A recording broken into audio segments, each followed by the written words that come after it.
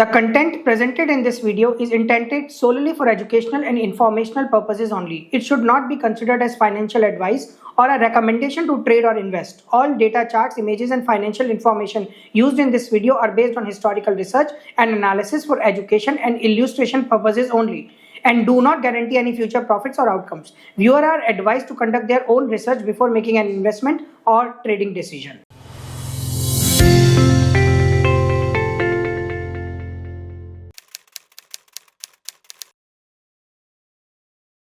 Global markets और forex trading के बारे में जानने के लिए डिस्क्रिप्शन में एक प्लेटफॉर्म का लिंक दिया गया है जहां पर आप अकाउंट ओपनिंग प्रोसेस और उसके फीचर्स के बारे में जानकारी ले सकते हैं और अपनी अंडरस्टैंडिंग के अनुसार डिसीजन ले सकते हैं। Hello friend, welcome to another episode of explanation of forex trading. एक ऐसा कंसेप्ट जो आपको बहुत कुछ दे सकता है अगर आप उसे ठीक से करें। तो आज हम फॉरेक्स में डिस्कस करेंगे बिप्स एंड पिप्स। ये एक सबसे ज्यादा इंपॉर्टेंट एस्पेक्ट होता है। सबसे पहले डिस्कस करते हैं कि बिब और पिप होता क्या है। व्हेन यू से बिब एंड पिप, देखिए जब भी आप ट्रेडिंग कर रहे होते हैं तो अगर आपने कोई अगला प्राइस डालना है, दैट इज नेक्स्ट प्राइस, उसकी एक मिनिमम चेंज होती है, मिनिमम चेंज।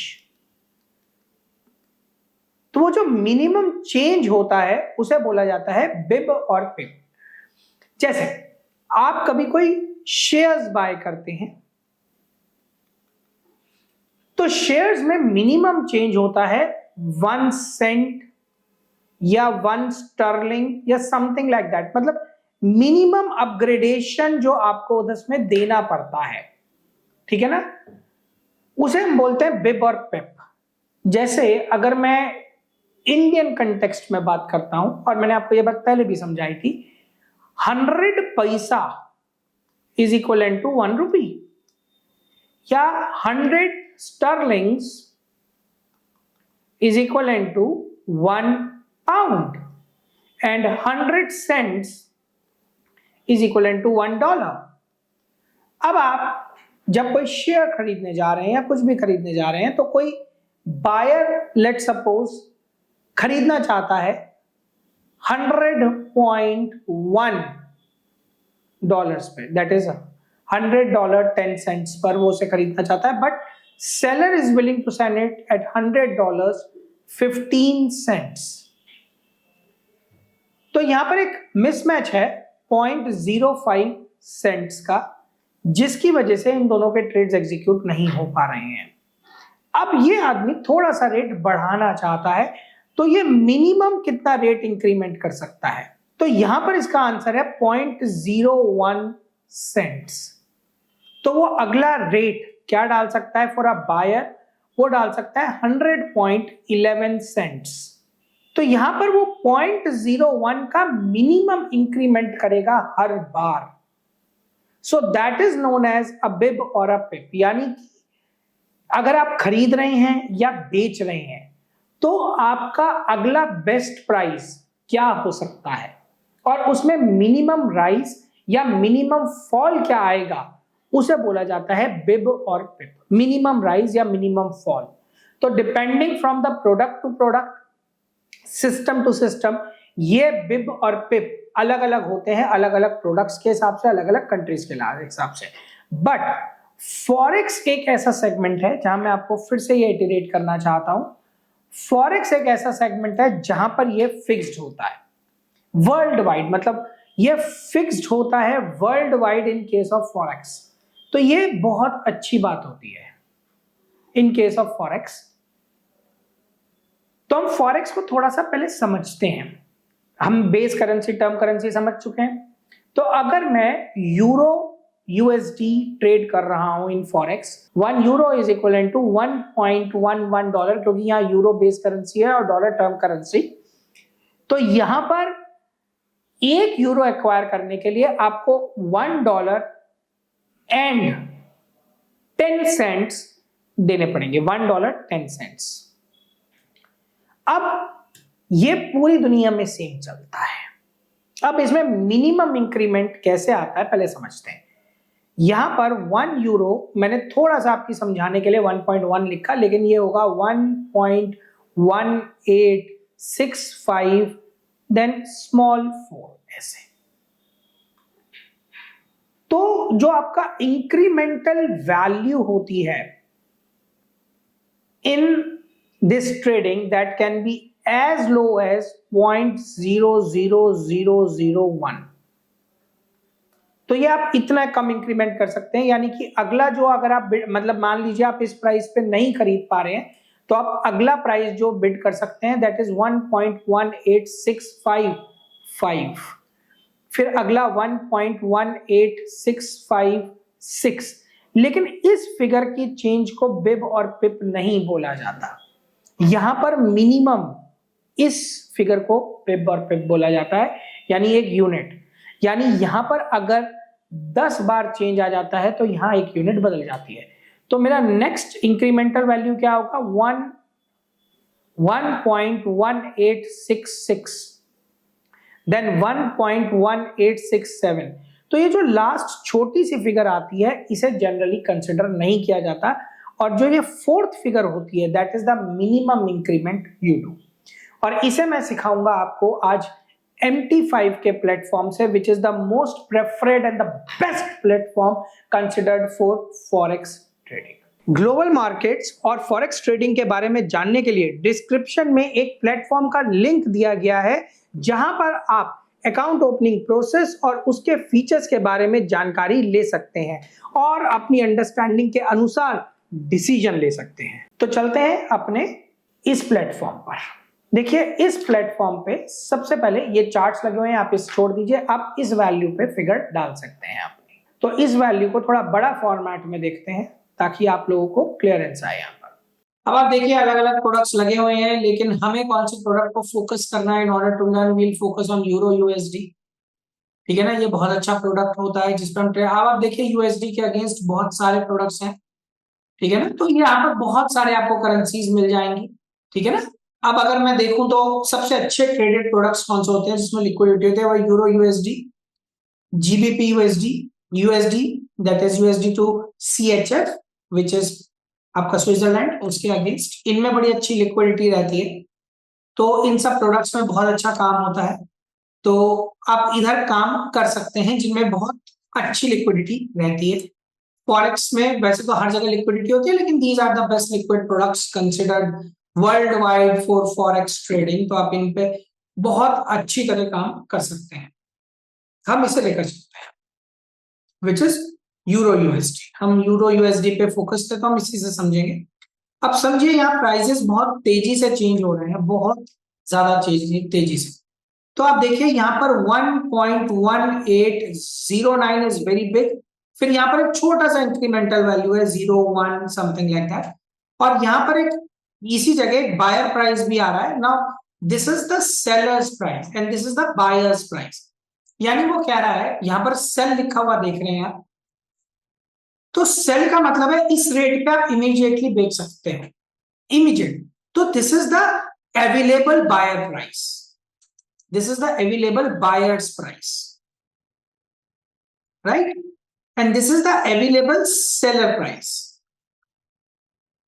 तो इधर यहां बाय क्यों लिखा है कि अगर आपने तुरंत खरीदना है that is at the market order, market price, तो this is the running price, और अगर आपने इमीडिएट बेचना है तो this is the immediate selling price, that is what it exactly means कि अगर बेचना है तो तुरंत भाई इस पे बेच लो, खरीदना है तो तुरंत इस प्राइस पे खरीद लो, इसलिए this is written as buy and sell. But logically ये सेलर किस रेट पे बेच रहा है वो प्राइस है, ये बायर किस रेट पे खरीदना चाहता है वो प्राइस है। यानी buyer is readily available at this price, seller is readily available at this price. So अगर आप बाय कर रहे हो तो ready buy is this price, ready sell is this price. समझिए इस बात। अब यहाँ पर ये समझिए ये जो 12th फिगर लिखी हुई है और या 9th, this is the most important big Ben पे। तो 1.1808 एंड 1.1811, अब यहां पर ये मिनिमम इंक्रीमेंट होगा, तो यहां पर 1.1809 एंड 1.1810 या फिर 12, जो भी आप ले रहे हैं, मतलब बढ़ाना है तो 12, कम करना है तो 10, that is the minimum incremental value comes down to 0.0001.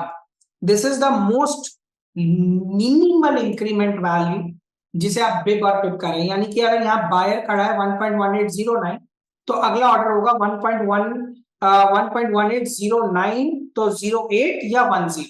तो ये मिनिमम इंक्रीज है, दैट इज एक फॉरेक्स ट्रेडिंग में जो मिनिमम बिब और पिप होता है वो 0.0001 का बिब और पिप होता है।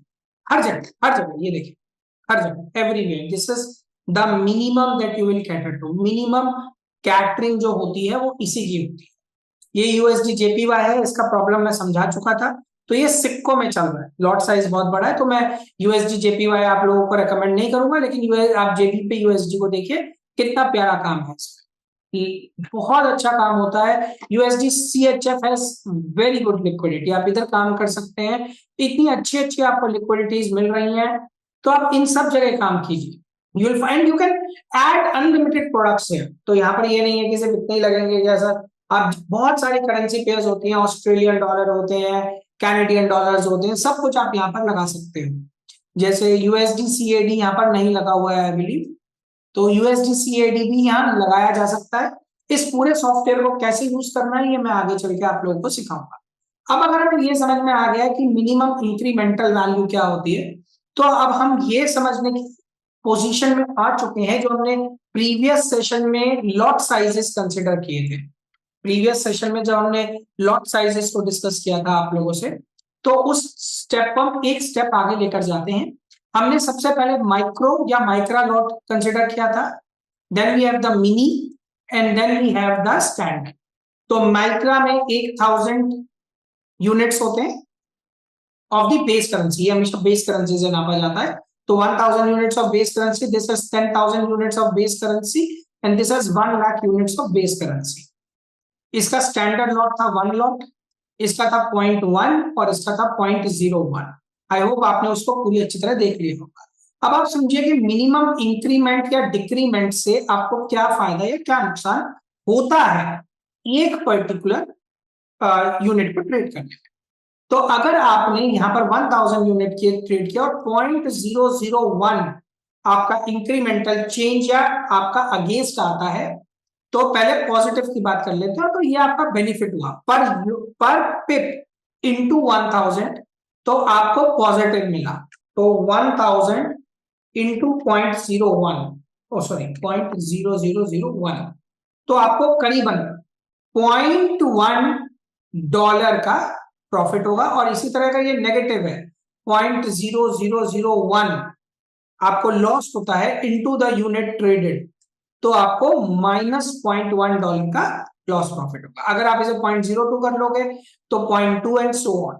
अब यहीं पर अगर मैं इधर आ जाता हूं, इस पर्टिकुलर लोकेशन पे आ जाता हूं और आपको प्लस आता है पॉइंट, यानी एक पिप का आपको प्लस आ रहा है इनटू 10,000 यूनिट्स जो आपने ट्रेड किए हैं, तो आपके लिए इंक्रीमेंटल और डिक्रीमेंटल वैल्यू क्या होगी, दैट इज 10,000 जो आपने लॉट साइज ट्रेड किया है which is the mini lot into 0.0001, तो आप करीबन $1 प्लस हो जाओगे। और वहीं पर अगर आपको नेगेटिव एक पिप का लॉस होता है इनटू 10,000 यूनिट्स, तो आपको -$1 का लॉस होगा। So this is minus and this is plus, इस बात को समझिए।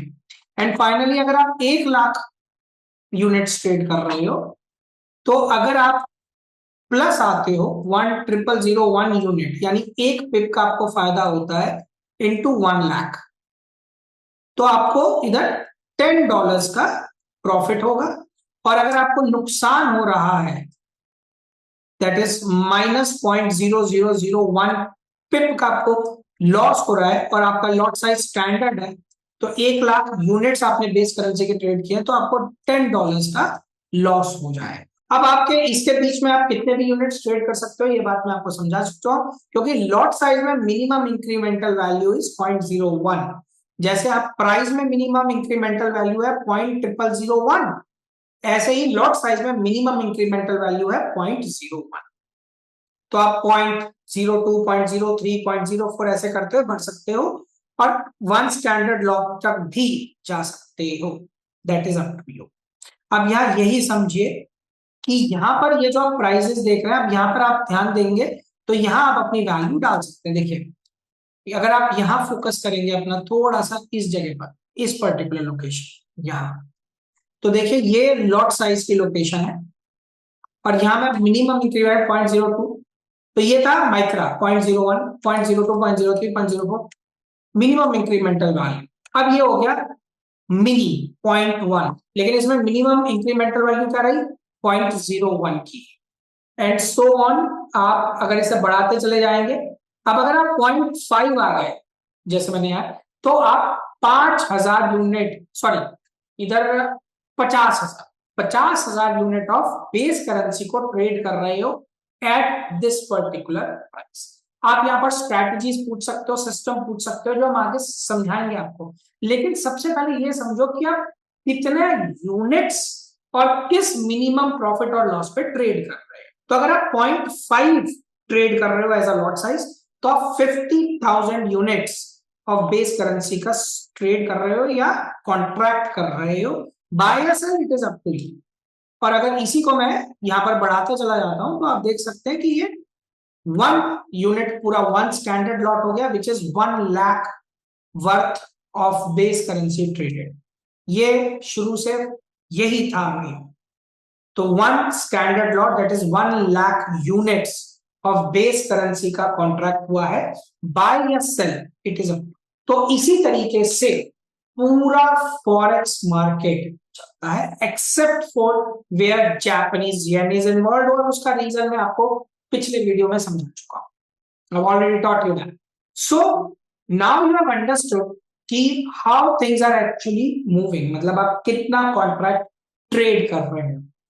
हम अपने अगले सेशन में ये डिस्कस करेंगे कि बी अ रिटेलर और अ HNI और समथिंग बिग, कितने फंड से आपको अपना काम शुरू करना चाहिए, what should be your thought process, how you should gradually grow in forex market, जिससे आप आगे बढ़ते ही जाए फॉरेक्स में, आपको पीछे कभी ना देखना पड़े। So until next video, thank you so much. Ending my video, your host Sudhanshu Singh, thank you.